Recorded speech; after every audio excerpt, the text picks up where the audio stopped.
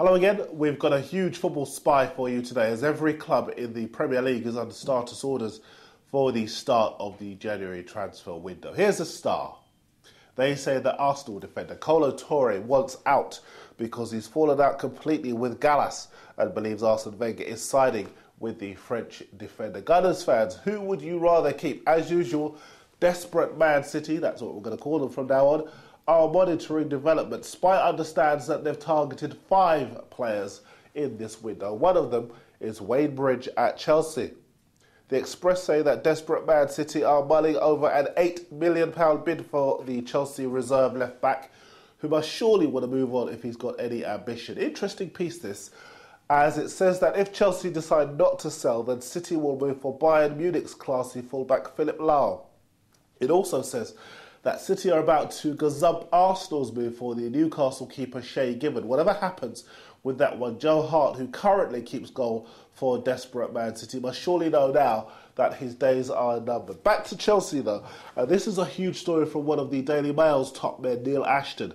He says here that Chelsea boss Luis Felipe Scolari had a slagging match with his own players during a stormy team meeting yesterday. This piece also reveals that Drogba was another of the targets, with several top players turning on him. In fact, the Mail say that the players want Drogba sold this January. I'm sure that Inter Milan are watching with a great deal of interest.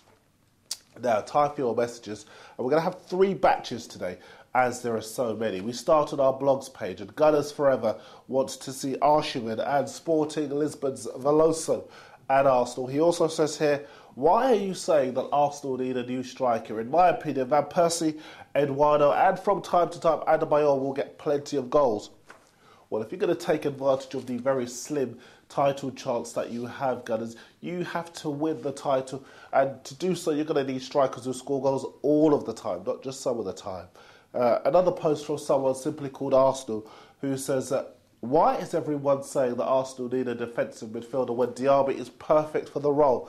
And what would you say to Christoph Metzelder going to Arsenal to tighten up the defence? Well, Metzelder's formidable partnership with his fellow Germany defender Pierre Mertesacker has formed the backbone of the German defence for the past several years, but I don't think he would come cheap from Real Madrid. As for Diaby, I think he's more of an attack-minded player rather than a defensive midfielder. Rob on the blogs page says, hi, is it true that I've read in some football rumour websites that Defoe might join Chelsea, and would he be a good signing? Well, he would be a good signing, but it's not true. There was a chance before he went to Portsmouth from Spurs, and if that was the case, we could have understood it. But as we know now, it's between Spurs, City and Aston Villa for Defoe. John on the blogs page says, hi Darren, welcome back to Football Spy. I was just wondering if you had any transfer news on Sunderland.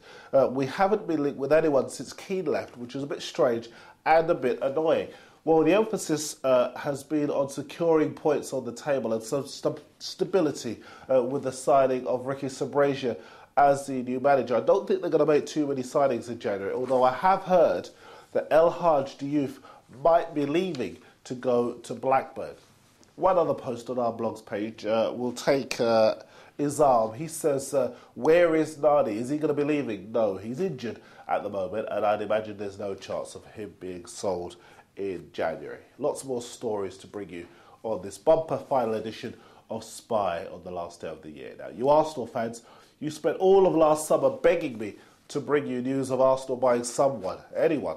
I couldn't oblige back then because Arsene Wenger kept his wallet shut, but The Sun reports today that he's about to open it for the Everton playmaker Mikel Arteta.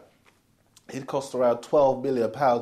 And the problem for Everton is that they need the money on the one hand so that they can buy the striker Wagner Love from CSKA Moscow. But on the other hand, Arteta scored 2 of the 3 goals in the win over Sunderland the other day. And with no fit strikers at the club, Everton need all the firepower that they can get. So I want to know from you Arsenal fans, would you take Arteta?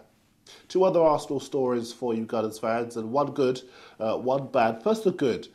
And Wenger looks to be in for the Dinamo Kiev centre-half Pape Diakate.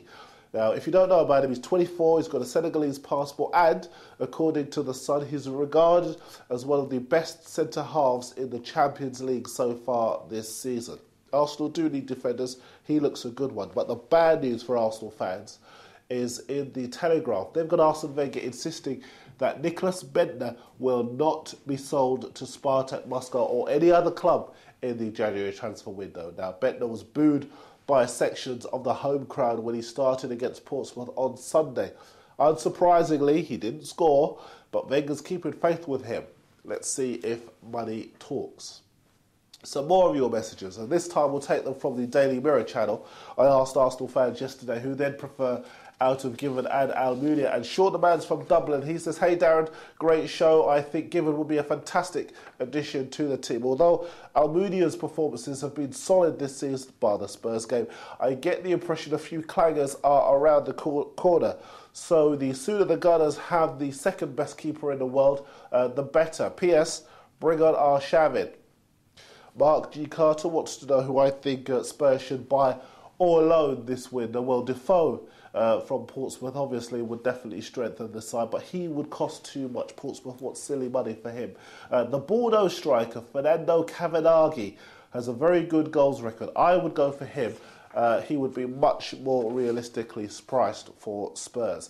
Hello to Billy Eaton. He's 10 years old. He's written in from Brisbane in Australia. He says he supports Liverpool and he thinks they will win the title. Don't know about that.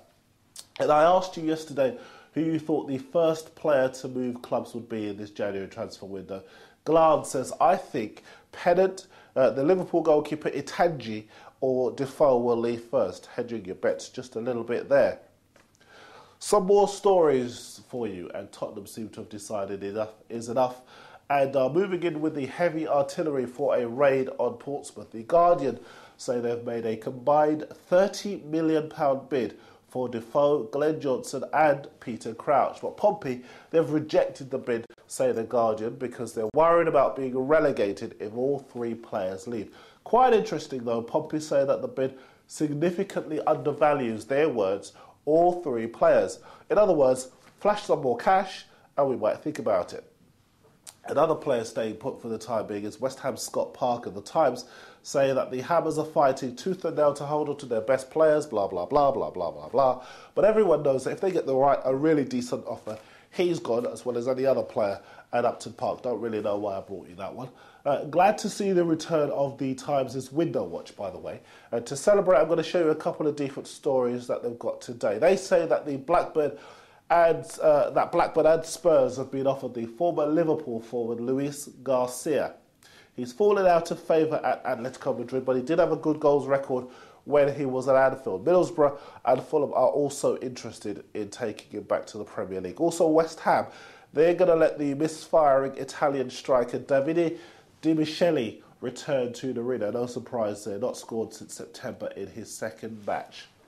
At Arsenal, again, good day for the Gunners fans. You've been offered the services of the 24-year-old Italy attacker Alessandro Rossina by his club Torino. Last batch of your messages, and on YouTube, Jay Chiss thinks Given would have to be first choice at Arsenal, and no, I don't think Robinho's worth any more than the £32 million he went to City for. I think he was overpriced even then. Just to be with her says, Almunia's a fantastic keeper. Given's a good keeper, but not as good as Almunia. Marique Ashy says, Given's great, but I think I'd have to go with Almunia. With experience in the team, I'd still choose Fabianski, the Polish reserve, at Arsenal, over both those keepers, though. Sam Flanagan can see Alex moving from Chelsea. She says that there's been a lot of talk about him being unhappy. She also hopes Chelsea get rid of Malouda and Kalou. In Sam's words, they're both shocking.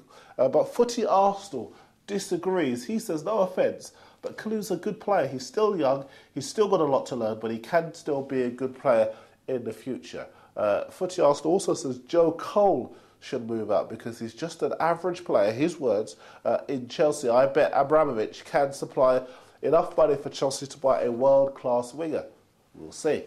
And it's with a winger that we end today's show. Our old friend Jermaine Pennant is worried about his surprise move to Real Madrid breaking down.